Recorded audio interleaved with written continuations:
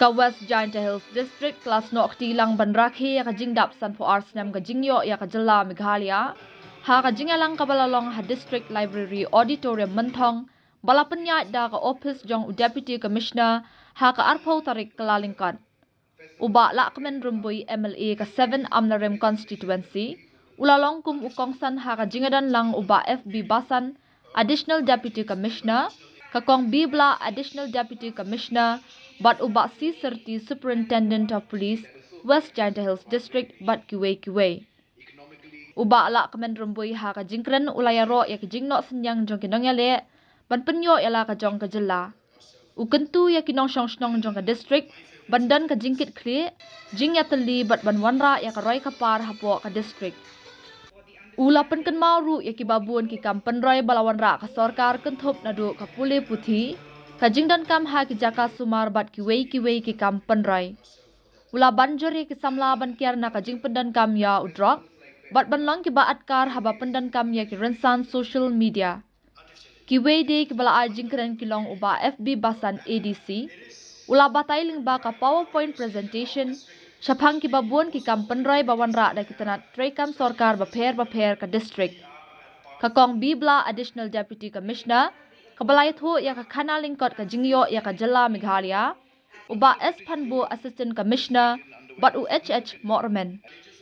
Ha kani kasngila penkup buram ya ki samla ka district ki balawan syakmat ha ki jingpuli kentup ka Risa EE Christine Suting, na ka North Liberty Higher Secondary School, kabalawan ha ka 11th position ha ka examen SSLC, but ka Larissa Lamin of Adventist Higher Secondary School Tatleskan, kabalawan ha ka first position jong ka examen HSSLC Arts. Lapan po penpieng ya kani kasngi da ka jingshat jingrwai balashim benta da ka senrat Jowai, but the court self-help group. Ya ka jingalang lapan wai da ki kentian ay kublay na uba ay pawa, Assistant Research Officer Planning Branch Jowai. Goals is set by ourselves. Self-determination.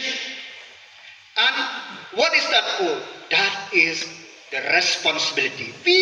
Everybody, we have our own responsibility to fulfill.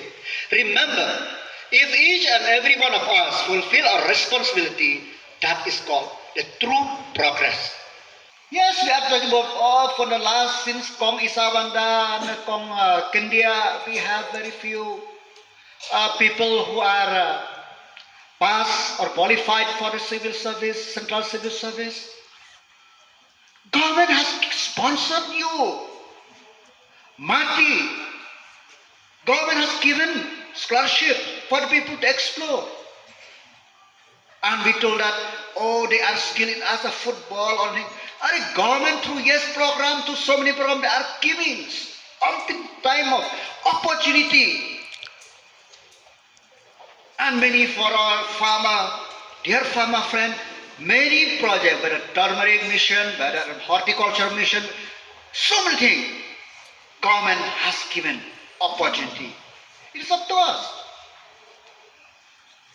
Through the tourism department, rural tourism, we have seen that government has given so much incentive to explore for the youth of today.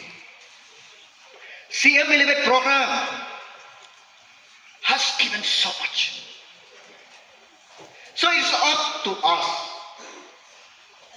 that kalak kaple shangha pike pijit na em but explore ya kata ka ek baphi mod nangade. That's why let's look forward. That's why let us be optimistic. Future is very bright. Before we talk about this, I always used to tell that before we talk about our own natural world, the world we live, the earth we live, the beautiful earth. But now we have bigger, that is the virtual world.